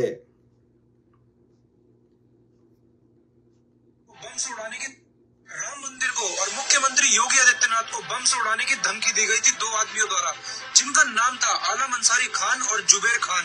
जब यूपी एसटीएफ ने जांच करी तब जाकर के पता चला कि ये दोनों आदमी मुसलमान नहीं बल्कि हिंदू हैं, जिनके असली नाम है तहर सिंह और ओम प्रकाश मिश्रा। और इन सब के पीछे का जो मास्टरमाइंड है वो मेंबर है गौ सेवा परिषद का, जिसका नाम है देवेंद्र तिवारी। ऐसे लोग जो है लगातार मुस्लिमों को बदनाम करने की कोशिश कर रहे हैं। ऐसा पहली बार नहीं हुआ है, कई मौके पर देखा जा चुका है कि हिंदू अपने मंदिरों में खुद बीफ फेंकते पाए गए हैं। ये सिर्फ इसलिए करते हैं ताकि देश का माहौल खराब किया जा सके, हिंदू मुस्लिम किया जा सके। आखिर ये लोग ऐसा क्यों करते हैं? नीचे कमेंट करके बताइए कि हिंदू मुस्लिम करने से किसको लाभ मिलता है। వీళ్ళంతా చేస్తున్నారు మళ్ళీ బ్రాహ్మిన్సే. అటు తివారి అన్నాడు కదా, బ్రాహ్మణ్. ఓకే, గోరక్షణ సమితి అని పెట్టుకున్నాడు. అంటే మొత్తం హిందువుల సొమ్ముని కొల్లగొడుతున్నది, హిందువులని లేబర్ పని చేయించుకుంటున్నది, క్షత్రియులతోటి, వైశ్యులతోటి, శూద్రులతోటి ఈ ఆర్య బ్రాహ్మణులు. భారతదేశంలో అన్ని బీఫ్ కంపెనీల వాళ్ళు ఈ ఆర్య బ్రాహ్మణులే. అర్థమైందా? ఎందుకు వేరే వాళ్ళు ఆవు చంపుకొని తింటే వీడు అమ్ముకోలేడు, ఎక్స్పోర్ట్ చేసుకోలేడు. ఇస్కాన్ లో మొత్తం ఉండే ఆ యొక్క ఆవులన్నింటినీ ఎక్స్పోర్ట్ చేస్తుంది వీళ్ళే. అంటే దేశంలో ఉన్న ఎలాంటి సంపద అయినా ఏ సోర్స్ నుంచి వచ్చినా, అది మాంసం అమ్మితే వచ్చినా, లేకపోతే ప్రభుత్వ రంగ సంస్థలు అమ్మితే వచ్చినా, భూమిలో ఖనిజాలు అమ్మితే వచ్చినా, లేకపోతే ట్యాక్సులు అయినా సరే, everything they want to loot these Arya Brahmins. So biggest నష్టం జరుగుతుంది హిందువులకే, మూలవాసులకే. ఈ హిందువులు గ్రహిస్తలేదు, ఆర్యులు వేర్రా హిందువులు వేర్రా అని నెత్తి నొరగొట్టుకుంటున్నారు. వీళ్ళకేమో అర్థమవుతలేదు నా కొడుకు. बाबरी मस्जिद की जगह बनी, अरे मुसलमानों ध्यान देना, बाबरी मस्जिद की जगह बनी हुई मंदिर को बम से उड़ाने की धमकी देने वाले यही दोनों लड़के हैं। मोदी योगी को ईमेल करने वाले यही दोनों हैं, जो भारत में नफरत फैलाने की कोशिश करे। इतनी गंदी साजिश किए हम मुसलमानों को बदनाम करने के लिए मुसलमान के नाम से फेक ईमेल आईडी बनाकर मोदी योगी को धमकी दिए। लेकिन जब यूपी एसडीएफ ने जांच करी तो ये दोनों मुसलमान नहीं बल्कि हिंदू निकले, जिसका नाम आलम खान नहीं तहर सिंह है, जुबैर खान नहीं ओम प्रकाश मिश्रा है, और इनके पीछे का मास्टरमाइंड गौ रक्षक देवेंद्र तिवारी है, जो अपने भारत के लोगों में नफरत फैलाने की कोशिश करता है। मैं तमाम मुसलमानों से गुजारिश करता हूं कि इस वीडियो को ज्यादा से ज्यादा शेयर करें ताकि भारतीय सरकार इन लोगों को कड़ी से कड़ी सजा। సో ఇవన్నీ ఎగ్జాంపుల్స్ ఏం చెప్తున్నాయి? అసలు భారతదేశంలో దాడులు చేస్తున్నది ఈ ఆర్ఎస్ఎస్ వాళ్ళే, బీజేపీ ఆర్ఎస్ఎస్ వాళ్ళే. సింపుల్. వీని పేరేంది? వలలో చిక్కి పాక్కు భారత రహస్యాలు వ్యక్తి అరెస్ట్. ఓకే, ఏం పేరు? భారత రక్షణ రహస్యాల్ని పాక్ నిఘా సంస్థ ఐఎస్ఐకి చేరవేస్తున్న రవీంద్ర అనే వ్యక్తిని యాంటీ టెర్రరిజం స్క్వాడ్ అరెస్ట్ చేసింది. యూపీలోని ఫిరోజాబాద్ లో ఆర్డినెన్స్ అంటే ఆయుధాలు తయారు చేసే కంపెనీలో పరిశ్రమలో పనిచేస్తున్నాడు. నేహా శర్మ పేరుతో ఐఎస్ఐ విసిరిన వలలో చిక్కుని కీలక సమాచారాన్ని వారికి చేరవేశాడని అధికారులు తెలిపారు. దానికి సంబంధించిన ఆధారాలని అతడి ఫోన్ నుంచి రికవరీ చేశామని, అతడి సహాయకుని అరెస్ట్ చేయాలని. ఐఎస్ఐఏ ఫండింగ్ ఇస్తుంది. ఓకే, ఐఎస్ఐ వీళ్ళు ఒక టీం వర్క్ చేస్తున్నారు. అర్థమైందా? ఇది ఇంకా ఉన్నాయి చూడు. ఒక్క నిమిషం.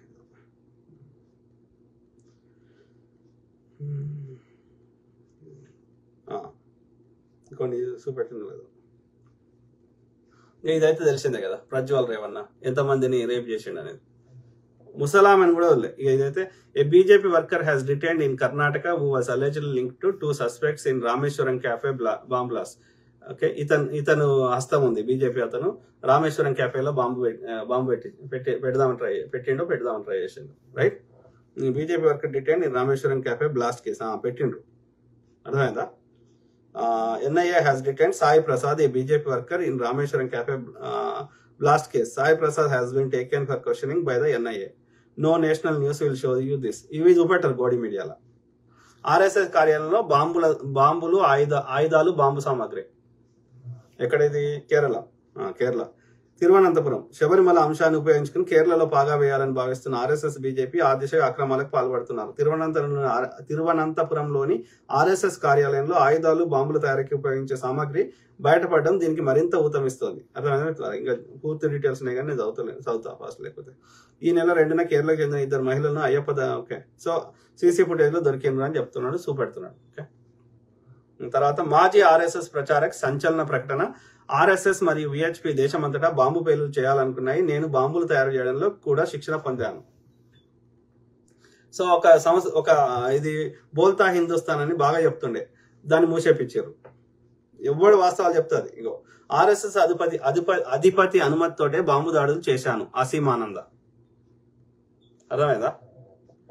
ఇది 2007లో సంజౌతా ఎక్స్ప్రెస్ లో బాంబు దాడులు చేసి 68 మందిని పొట్టన పెట్టుకున్న కిరాతకుడు స్వామి అసీమానంద కారవాన్ అనే పత్రికకు ఇచ్చిన ఇంటర్వ్యూలో తాను ఆర్ఎస్ఎస్ అధినేత మోహన్ భగవత్ అనుమతితోటే ఈ ఘాతకాలకు పాల్పడ్డానని పేర్కొన్నాడన్న విషయం ఈ పత్రిక ఆడియో టేప్లతో సహా బయటపెట్టింది.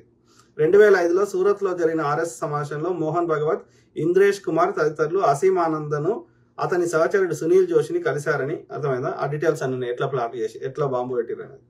ఓకే, 2008లో మాలేగావ్ పేలుళ్ల కేసులో A1 నిందితురాలు భోపాల్ ఎంపీ ప్రజ్ఞా సింగ్ ఠాకూర్ విచారణకు గైర్హాజరు. అర్థమైందా? రామేశ్వరం క్యాఫే చెప్పిన ఏది ఏముందిరా రామేశ్వరం క్యాఫే పేలుడు కేసులో కీలక పరిణామం చోటు చేసుకుంది. ఈ కేసులో ఎన్ఐఏ బీజేపీ కార్యకర్తగా ఉన్న సాయి ప్రసాద్ అనే వ్యక్తిని అదుపులోకి తీసుకుని ప్రశ్నిస్తోంది. తీర్థహల్లిలోని ఓ మొబైల్ షాపుకు చెందిన 2 యువకులకు పేలుడుతో సంబంధం ఉన్నట్లు అనుమానించిన అధికారులు ఇటీవల విచారించారు. వీరికి సాయి ప్రసాద్ తో పరిచయం ఉన్నట్లు తేలడంతో అతన్ని ప్రశ్నిస్తున్నారు. అంటే ఇవన్నీ ఏం చెప్తున్నాయి? భారతదేశంలో దాడులు ఎవరు చేయిస్తున్నారు? ఇంతకుముందు చెప్పినాయి, ఈ పేరు చెప్పిన కదా, సరోజ్ ఏదో సంథింగ్. సో ఇక కాకుండా వీళ్ళ అక్రమాలు ఏమేం చేశారు అనేది గతంలో చెప్పిన బీజేపీలు. ఓకే, ఇది బీజేపీలో చేరాక వీరి పేరు కేసులు మాయమైనవి. యశ్వంత్ జాదవ్, ప్రతాప్ సర్నాయక్, సీఎం రమేష్, సుజనా చౌదరి, సుబేందు అధికారి, ముకుల్ రాయ్, భావన గౌలి అండ్ జ్యోతిరాదిత్య సింధియా. ఓకే, ప్రతిపక్షం ఉంటే వాళ్ళ ద్రోహులు. హీరో అప్పుడు ఇండియా టుడేలో వచ్చింది, అమెరికా వీసా రద్దు చేసింది. ద హీరో ఆఫ్ హేట్రెడ్, విద్వేష పురుగు అనర్థం. అర్థమైందా? సో ఎవరు చేస్తున్నారు? ఇక చూడు, ఈయన ఐపీఎస్ అధికారి క్లియర్ చెప్తున్నాడు. ఎవరు ఈయన? ఏంది? సంజీవ్ భట్. ఈయన కూతురే మాట్లాడింది ఇంతకుముందు. 30 ఏళ్ళ నుంచి జైలు శిక్ష అనుభవిస్తున్నాడు. ఎందుకంటే ఆధారం బయట పెడతాడు ఆయన. గోద్రా మోడీ చేయించాడు ఆయన. వీడు బీజేపీ బ్రిడ్జ్ చరణ్, ఏం పేరు? బ్రిడ్జ్ చరణ్ ఏదో ఉంది కదా, బ్రిడ్జ్ భూషణ్. నేను హత్య చేసిన అని చెప్తుంటాడు. ఎన్నిసార్లు ఏడ్చినా కానీ ఎవరు చర్య తీసుకోవాలి. ఈయన భారత ఆర్మీ మాజీ చీఫ్ శంకర్ రాయ్ చౌదరి ఏమంటున్నాడు? ఇది పుల్వామా ఘోరం, మోడీ పాపమే. ఆర్మీ చీఫ్, మాజీ ఆర్మీ చీఫ్ కమల్ హాసన్ గారు ఏమంటున్నారు? స్వతంత్ర భారత తొలి ఉగ్రవాది గాడ్సే, నేను నా వ్యాఖ్యలకు కట్టుబడి ఉన్నా. కమల్ హాసన్. అర్థమైందా? ఉగ్రవాదే కాదు, ఉగ్రవాదిని వెనుకేసుకొచ్చే వారు కూడా ఉగ్రవాదులతో సమానం. ఆర్ఎస్ఎస్ నిజ స్వరూపం. పాక్ రహస్య సమాచారం కేసులో సంఘ్ కార్యకర్త కురుల్కర్ అరెస్టు. అంటే ఎంత దుర్మార్గులో దయచేసి అర్థం చేసుకోండి. ఇక మణిపూర్ అయితే ఇక 7 దాకా ఎంత ఘోరంగా అయిందో మనం చూసినాం. ఏది ఎవడు బాబు బజరంగి, వాడిని విడుదల చేశారు. ఆధారం పట్టుకున్న సంజీవ్ భట్టిని మాత్రం లోపలేశారు. అర్థమైందా? 2002 గుజరాత్ అల్లర్లలో 97 మంది అమాయకులను పొట్టన పెట్టుకున్నాడు, నిర్దోషిగా విడుదలయ్యాడు. వాడు బాబు బజరంగి. సంజీవ్ భట్ గుజరాత్ 2002 అల్లర్లపై దర్యాప్తు చేసి మోడీ ప్రభుత్వ ప్రమేయాన్ని బహిర్గతం చేశాడు. జీవితకాలం జైలు శిక్ష అనుభవిస్తున్నాడు. అర్థమైందా? ఇంత ఘోరమా? ఇంత ముందు పెట్టిన ఆయన ఏది సత్యపాల్ మాలిక్ పుల్వామా దాడి.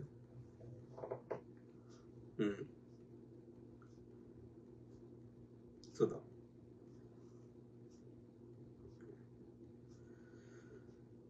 ఇది పుల్వామా.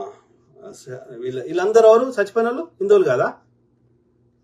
సిక్కులు ఉన్నారు కానీ మోస్ట్లీ హిందువులు ఎక్కువ ఉన్నారు. ఇది వీళ్ళ కల్చర్. గన్ను పట్టుకొని పోతుండు, ఉన్న కాల్చిండు, అప్పుడు పారిపోయిండు చంపేసి అమిత్ షా. అంటే ఎవరి శైలాభిప్రాయాలు రాజ్యం ఉందో అర్థం చేసుకోండి. తర్వాత ఇక చూడు వీడు ఏమంటాడు, మన యొక్క విదేశాంగ శాఖ మంత్రి, చైనాతో గెలవలేం, వాళ్ళది పెద్ద ఎకానమీ, మనమేం యుద్ధం చేయలేం, వారితో యుద్ధం చేస్తే భారత్ గెలుస్తుందా? ఇట్లాంటి శైలం మన దేశం ఉంది. కాబట్టి ఇప్పుడు కూడా ఆ దాడి వాళ్ళంతా వాళ్ళు చేసినరా లేకపోతే వీళ్ళే చేయించినరా తెలియదు. నిష్పక్షపాతం విచారణ జరగాలి. ఎవ్వరి ఏ హిందూ ప్రాణాలు పోవద్దు. కానీ మరి నాకు అర్థం కాదు మిత్రులారా, దయచేసి హిందువుల మీద దాడులు జరుగుతున్నాయి, ఈ మూలవాసన మీద జరుగుతున్నాయి, అనార్యుల మీద జరుగుతున్నాయి, కానీ బ్రాహ్మణుల మీద ఎందుకు జరుగుతలేవు? మీరు చెప్పండి. ఇప్పుడు నాకు మధ్యప్రదేశ్ లో ఒక ఉచ్చవోసిండు, ఒక గిరిజన మీద ఉచ్చవోసినాడు బ్రాహ్మణ్, ఈ ఆర్య బ్రాహ్మణ్. ఓకే, మరి ఇంకో వాడు ఎందుకురా అంటే వాడు తాగిపోసిండు అంటున్నారు. మరి తాగైనా సరే ఇంకో బ్రాహ్మణ్ మీద పోయొచ్చు కదా. ఏ బ్రాహ్మణ స్త్రీ అన్న దేవదాసి అయిందా చెప్పండి? అంటే ఏం చెప్తున్నా, these Brahmins are different, Hindus are different. హిందువులకి చచ్చిపోయినా ఈ ఆర్యులకు బాధ కాదు. ఈ ఎడి గోదలు అర్థం చేసుకుంటలేరు. వాళ్ళు వేర్రా మనం వేర్రా అని చెప్తున్నా. వాళ్ళు మనం ఒకటైతే మనం కూడా పూజారులం అవుతాం, మనం కూడా జడ్జిలం అవుతాం, మనం కూడా ఇంకోటి అవుతాం. Common sense.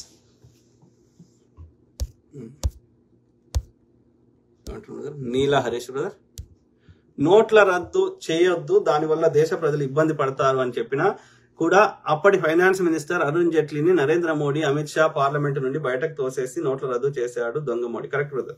నా అనుమానం ప్రకారం అరుణ్ జైట్లీని, సుష్మా స్వరాజ్ని కూడా చంపింది ఈ మోడీ అమిత్ షా కలిసే చంపారని అనుకుంటున్నాను. ఎందుకంటే వీళ్ళకి ఎవరు ఎదురు మాట. ఇప్పుడు అయితే పేరేంటి అద్వానీ అయితే నోరు మూసుకున్నాడు కదా.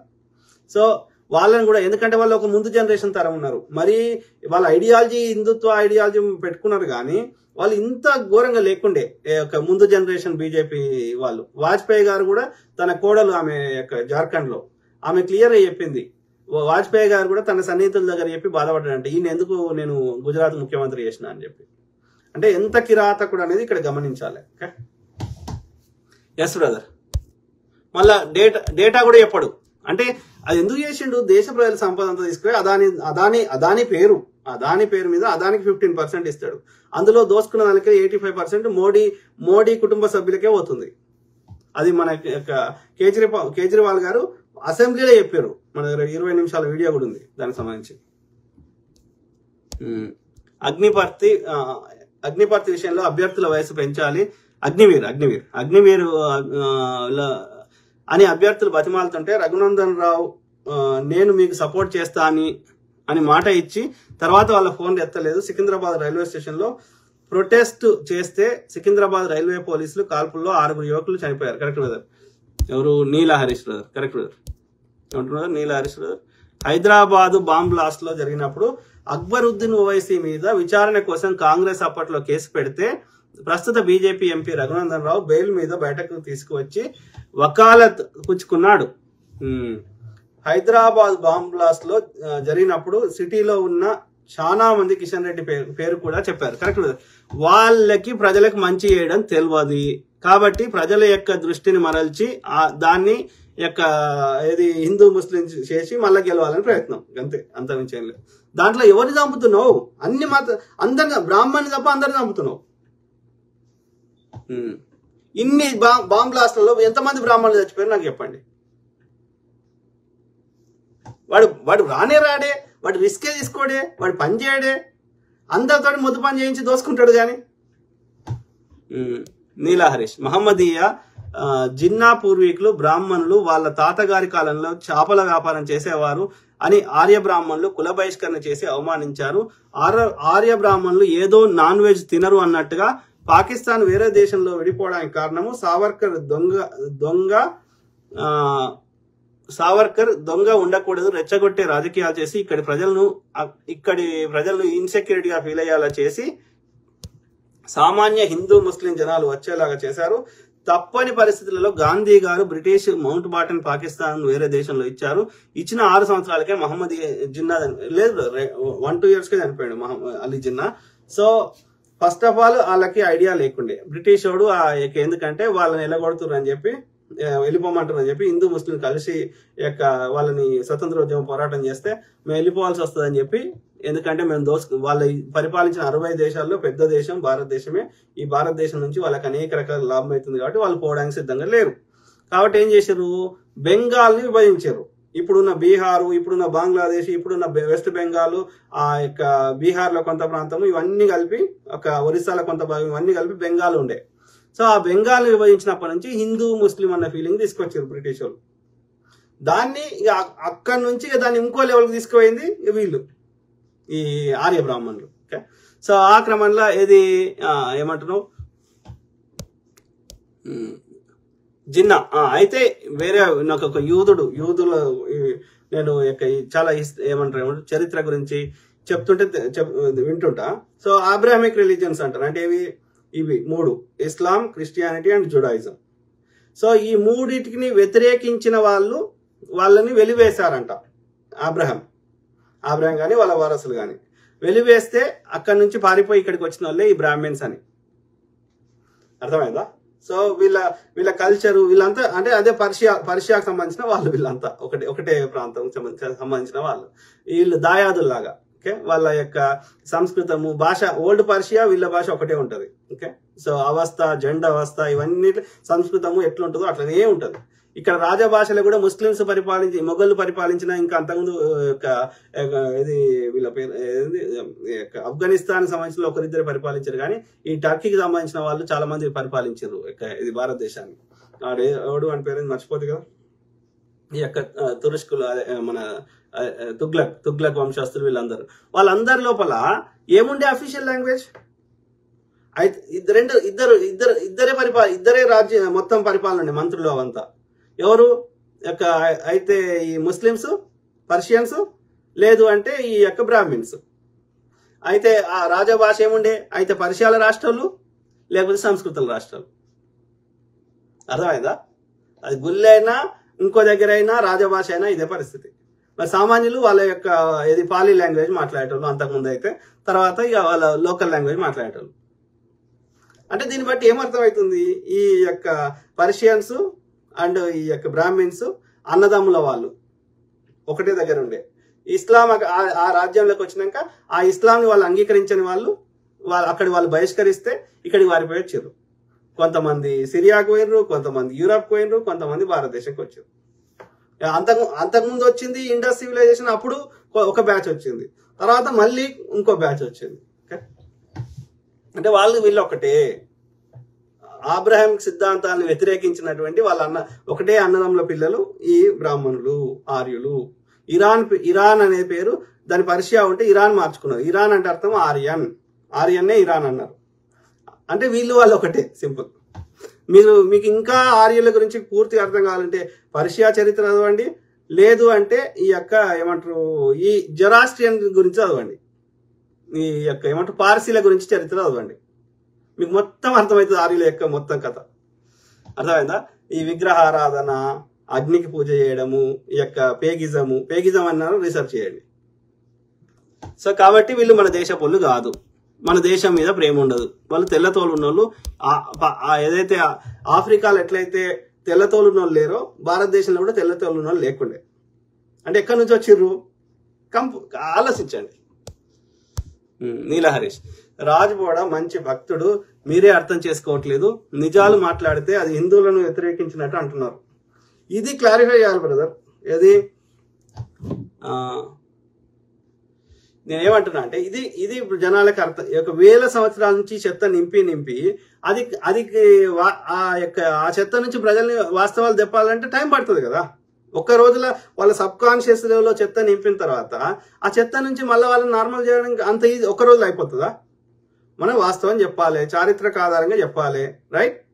సో కాబట్టి చెప్తున్నాం.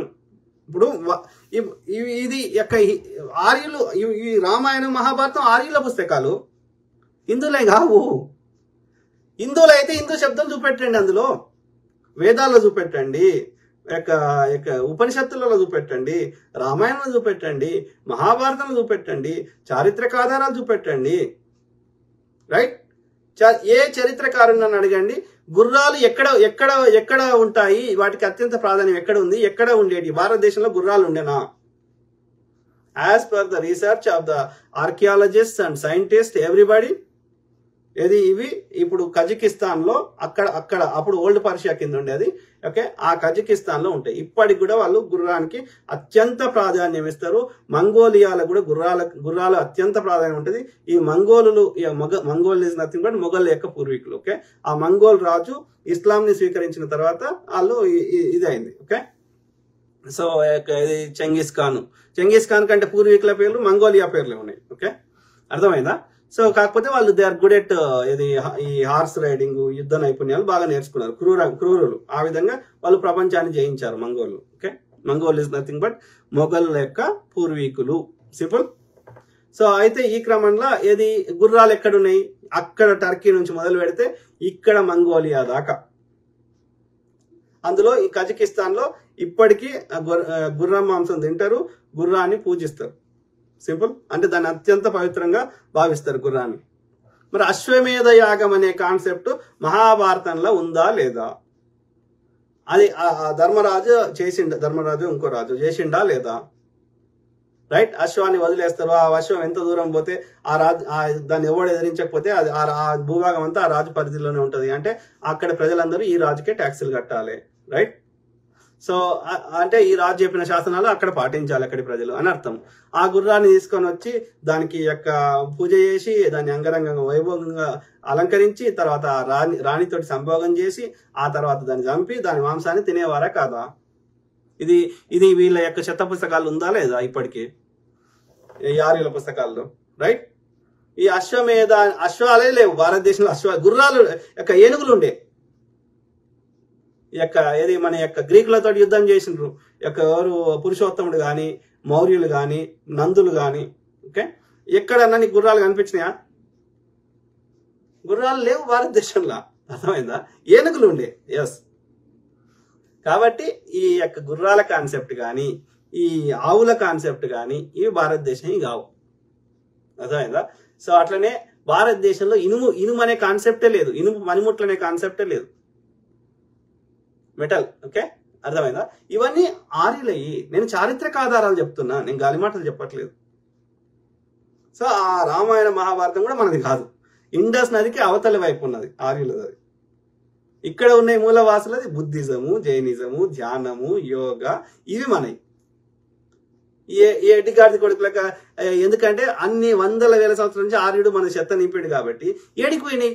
బుద్ధిజం ఏడిపోయింది. 9-12 యూనివర్సిటీలు ఉండే భారతదేశంలో. 5-6 ఒక ఒరిస్సాలనే ఉండే, రత్నగిరి యొక్క ఉదయగిరి ఇట్లాంటివి. రైట్. అక్కడ గుజరాత్ లో వల్లభి యూనివర్సిటీ ఉండే, బీహార్ లో నలంద యూనివర్సిటీ ఉండే. ఏడిపోయినాయి ఇవన్నీ. ఒక్క నలంద యూనివర్సిటీలో ఉన్న పుస్తకాలు కాలిస్తే 8 నెలలు కాలినాయంట. మళ్ళా గోరి కాల్చిండు, ఇంకో గజని కాల్చిండు అని అబద్ధం చెప్తున్నారు. బ్రాహ్మణే కాల్చిండు. ఇప్పటికీ ఆ యొక్క బోధ్ గయాని వాళ్ళకి ఇచ్చే బుద్ధిస్టులకి ఇమ్మంటే ఇస్తలేడు. బుద్ధులకు సంబంధించిన అన్ని ఇప్పటికి ఉన్నాయి చారిత్రక ఆధారాలు. మధురలో మొత్తం బుద్ధునికి సంబంధించిన మ్యూజియం ఉంది. పాకిస్తాన్ లో ఉంది. ఆడ యొక్క గాంధారీ స్టైల్లో శిల్పకళ ఉన్నది. ఆడ వాళ్ళు తాలిబాన్లు కొన్ని నాశనం చేశారు, బాంబులు పెట్టి లేపేసారు. అయినా ఇప్పటికి కూడా ఉన్నాయి. అంటే భారతదేశం బుద్ధిజంకి ఇప్పుడు ఆంధ్రప్రదేశ్ లో ఇన్ని ఉన్నాయి. అమరావతి ఇక్కడ ఎందుకున్నాయి? అది ఒరిస్సా కింద ప్రాంతం కింద ఉండే అది పరిపాలన. ఒరిస్సాలో ఆ నార్త్ ఇండియాలో మొత్తం బుద్ధిజం, మొత్తం భారతదేశం అంతా, నార్తే కాదు సౌత్, అన్నిట్లా బుద్ధిజము, కొన్ని చోట్ల జైనిజం. ఇప్పుడు మన యొక్క ఏమంటారు నల్గొండ అలంపూర్ దగ్గర అక్కడ జైనులకు సంబంధించి ఉన్నాయి. బుద్ధిజం, జైనిజం భారతదేశం అంతా ఉండే. ఆర్యులు ఎక్కడుండే? లేకుండే. దరిద్రులు వచ్చేసి మొత్తం మిగతాయి తీసేసి వాళ్ళ చెత్తనంతా మనకి హిందూయిజం అని పరిచయం చేస్తారు. కాదు. హిందూ దేశంలో సింధు నది కావల ఉన్న ప్రాంతం లేదా హిందూ నది కావల ఉన్న ప్రాంతంలో ఉన్న అన్ని ఆచార వ్యవహారాలు, గ్రామ దేవతలు ఇవన్నీ కలిపితే దాన్ని హిందూయిజం అన్నారు. అప్పుడు ఓడన్లే, తర్వాత పెట్టిరు పేరు. కాబట్టి ఆర్యులు వేరు, హిందూయిజం వేరు. మేల్కొర హిందూ కాదు అయితే మనని పూజారిని చేయండి. ఆ వివక్షను పెంచి పోషించే మనువాద పుస్తకాలు చింపేయండి. సమానత్వాన్ని బోధించే హిందువులకు సంబంధించిన మేము పుస్తకాలు రాస్తాం, కొత్త పుస్తకాలు. ఒప్పుకుంటాడు వాడు ఆర్యుడు? గ్రహిస్తారు, మెల్లమెల్లగైనా నేర్చుకుంటారు. అరే తల్లిదండ్రులు పెట్టిన పేరు బొడ్డు, మీ తల్లిదండ్రులు అంటే నీ తల్లిదండ్రులు అవమానిస్తున్నావు. వాడు బావగారు అని పెట్టుకున్నాడు. ఎందుకు నేను రాజ్బోడా అని పెట్టుకున్నా. ఇంకో బ్రదర్ రఘు గంగి శెట్టి అని పెట్టుకున్నాడు. ఇంకో బ్రదర్ ఇంకో పేరు పెట్టుకున్నాడు. అంటే మీ తల్లిదండ్రులు అవమానిస్తున్నావు. అది నువ్వు మీ తల్లిదండ్రులు పెట్టిన పేరు పెట్టుకో. అర్థమైందా? నీకు కూడా దేశభక్తి ఉంది రోయ్. మరెందుకు హిందువులందరితో మింగించుకుంటున్నాను అనవసరంగా గెలుకున్నారు. అదే బాధపడుతున్నా. ఈ ఆర్యుల వల్ల మా హిందువులందరినీ మింగుతున్నారు ఆర్యులు కాబట్టి మేము బాధపడుతున్నాం. అందుకే అందరికంటే ఎక్కువ నేను ఒక అనార్యుడిగా, ఒక మూలవాసిగా, ఒక పద్మశాలి బిడ్డగా, ఒక నిజమైన హిందువుగా నేను పోరాటం చేస్తున్నా. ఈ ఆర్యుల యొక్క ఆధిపత్యంకి వ్యతిరేకంగా, వివక్షకు వ్యతిరేకంగా మేము గడ్డం గీకం రా. మంగళ సోదరుడు గడ్డం గీకడు మా నాయి బ్రాహ్మణుడు. ఓకే, నాయి బ్రాహ్మణుడు వాడు పెట్టిండు మన నోరు మూపేయడానికి, మన కామ్ చేయడానికి. ఈ మంగళాయన గడ్డం గీకడు. రేపటి నుంచి ఈ బ్రాహ్మణుడే గడ్డం గీక్తాడు. ఈ మంగళాయన యొక్క వేదం చెప్తాడు. వేదం కూడా కాదు, మా సొంత పుస్తకాలు చెప్తాం, మా గ్రామ దేవతలకు సంబంధించి చెప్తాం. మా బయలులైన పూజారి అవుతాడు. ఓకే, ఈ బ్రహ్మ విష్ణు మా దేవుళ్ళే కాదు, మీ ఆర్యుల దేవుళ్ళు. మీ ఆర్య దేశం పోయి మొక్కుకోండి. ఆలోచించండి మిత్రులారా. దిస్ యొక్క అందుకే అంటున్నా, మేము నిజమైన హిందూ బిడ్డను కాబట్టి నేను పోరాటం చేస్తున్నా. అర్థమైందా? నీ బీజేపీ పుట్టక ముందు వందల వేల సంవత్సరాల నుంచి మా హిందుత్వాన్ని పాటించినాం. నీ ఆర్యుడు మా దేశంకి రాకముందే మేము పాటించినాం. నీ ఆర్యుడు మాకు వద్దు పొమ్మని అంటున్నా ఆర్యుని. ఎవరు? నీలా హరీష్ ఆర్టికల్ 370 రద్దు చేశాడు కదా, ఇండైరెక్ట్ గా పాకిస్తాన్ లో కలవాలని కదా మీనింగ్. నెక్స్ట్ బెంగాల్లో ఎలక్షన్స్ ఉన్నాయి కాబట్టి దీన్ని పావుగా వాడుకుంటాడు నరేంద్ర మోడీ. దేశద్రోహి నయా హిట్లర్ నరేంద్ర మోడీ. అదే బ్రదర్, ఆర్టికల్ 370 రద్దు చేసింది ఒకే ఒక కారణం. అందులో 2 సెక్షన్స్ ఉన్నాయి. ఏ బి ఉంది. ఏ ఒకటి రద్దు చేసిండు, బి రద్దు చేయలేదు. First thing. అందులో రద్దు చేయడానికి కారణం ఏంటంటే అక్కడ ఉన్న ఆ భూభాగంలో ఉన్నటువంటి ఆ భూమి ఒకటే అలా ఏంది, అక్కడ ఎవరైనా భూమి కొనుక్కోవచ్చు అనేది మార్చిండు అంతే. అంతకుముందు లేకుండే ఆ రాజు పెట్టినప్పుడు రాజా హరి సింగ్ది. సో అది కొనుక్కోవచ్చు అని రాసిండు. అయితే అందులో ఎక్కువ శాతం భూమి కొనుక్కున్నదైనా కట్టబెట్టిందైనా అదానికి అంబానీలకే. అంటే అక్కడ ఉన్న ఖనిజాలు కొట్టేయాలని ప్లాన్. పాకిస్తాన్ లో ఎందుకు కలుస్తాం? కలవము. అది అయిపోయిన ముచ్చట. వాళ్ళు ఒకరు పాకిస్తాన్ లో ఆశపడితే వాళ్ళ మూర్ఖత్వం. నీల హరీష్ హాయ్, హలో, నమస్తే brother. Neela Harish to everyone, all my brothers, sisters, friends, everyone. So అది మిత్రులారా, లాస్ట్ కోట్ 100 చదువు ఏమంటారు? రాజేష్ మామిడిపల్లి, కరెక్ట్.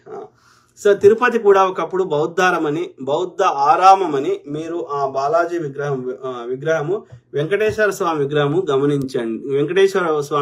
గమనించండి. నుంచని ఉన్న ఆర్యుల దేవుళ్ళ విగ్రహం ఎక్కడా ఉండదు, తిరుపతిలోనే ఉంటుంది. అది బుద్ధ విగ్రహము. దాన్ని వీళ్ళు గుడిగా మార్చారు. ఇప్పుడు బాలాజీ కానీ వెంకటేశ్వరుడు అన్న పేరు కానీ ఎక్కడ వేదాల్లో ఎందుకు ఉండదు? కరెక్ట్ కదా. ఎందుకంటే అవి తర్వాత పెట్టుకున్నవి వీళ్ళు. అది ఫస్ట్ బౌద్ధ ఆరాము, తర్వాత శంకరాచార్యుడు దాన్ని ఈశ్వరాలయం చేశాడు.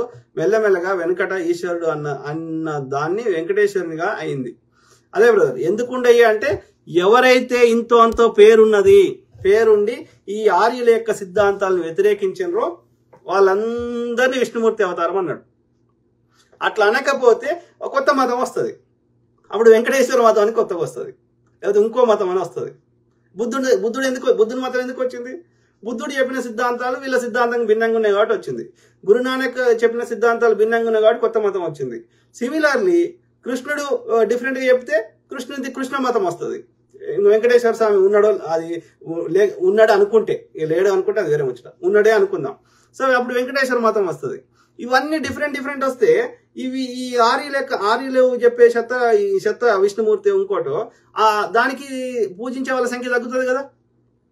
అంటే వీళ్ళ కంట్రోల్ పోతుంది కదా.